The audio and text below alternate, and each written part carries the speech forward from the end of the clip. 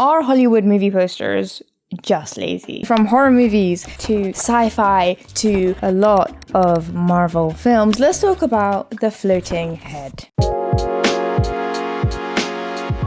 Hi, it's Divya. G. What does the J stand for? The G stands for great movie poster design is hard, man. You want something that encompasses the mood, the tone, the essence, the characters, the plots, the film narrative, all condensed down into one movie poster art. You want something that fits on a billboard. You want something that fits on your screen. You want something that's eye-catching, but you also want something that's like visually memorable. But you also want something that's gonna get audiences to look at the poster and think, okay, yeah, let me just fork out my wallet and pretend to still be a student so that I can get discount and I don't have to pay over £10 to watch something in the theater and sit there for 2 hours and visually buy into the fantasy. Or you can just use a floating head. Okay, because, hey, guys, nothing, and I'm telling you nothing says, hey, this is an interesting movie. Let me tell you exactly what it's about. That a bunch of celebrities' big ass heads. And honestly, at this point, it's like so ubiquitous, like Hollywood movie posters, and it has been a thing since before the age of Photoshop, like the olden days, you know, 1950s and that. 2022, one of the most anticipated films coming out this year, and I searched up all the movies that had this trend, and bruv, it's everywhere. You can have floating heads in a row, floating heads in a triangle, floating heads in a circle. Like here, 2 romantic leads floating above a scenic beach in sepia muted tones. Floating heads floating above a scenic war scene in sepia tone. We also see this in like children's fantasies, so Beauty and the Beast. Here is some conflict and also a love story, and also every single character in Beauty and the Beast. Boxing, horror movies, Leonardo DiCaprio, and possibly one of the worst offenders is this. There's just something so like unpleasing about this. I'm just menacing head floating and looking down above you all. You're like, hey, that's the villain. This is the villain and the main source of conflict for the story. We see this like a lot in Star Wars.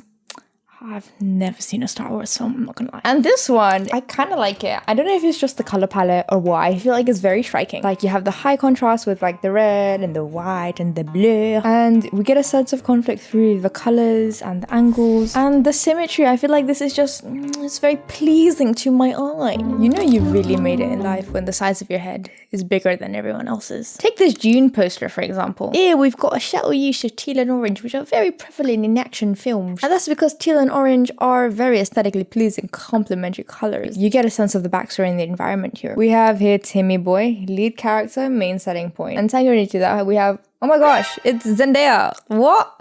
Super pivotal to the plot of the movie, right? Right? And yet she only had 7 minutes. I would argue this poster isn't really for like super engrossed already diehard Dune book fans. It's basically for the average person who plods along. They see it. They see Zendaya, they see Timothée Chalamet, and they go, oh, right, I'm going to purchase ticket. Yes, let's go. And that's kind of the point. And it works. And let's compare that type of marketing to something slightly more creative. Guys. Oof.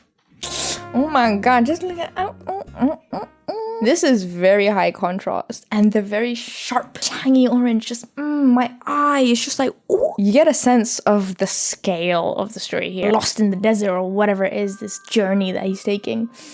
I haven't seen Dune. And the negative space is almost ominous. It's like a black hole, and something about it also makes it feel very like otherworldly to me. I can see the pros and cons of either poster. Which one do you think, if you saw, would make you go, yeah, have my money? So here's a poster for the current war, featuring the names of all the male actors in the wrong places, and none of the female ones. You know what I really appreciate? You know what I really think screams? This is equality. This is feminism in Hollywood cinema. Nothing says that better than when the woman has the largest head. Valentine's Day. This is not quite floating heads, but it's close enough, so let's talk about it. At least we have some sort of heart shape. Oh my god, is this about love? We have these like little boxes with the different actors' faces on, which says, hey, it's gonna feature like a bunch of different plot lines. But also look at all the famous people that are contractually obligated to show because we paid so much money for them to be in the film. Okay, so this version, I love it. I know it's like probably stills from the movie, but it just looks so much like stock photos to me.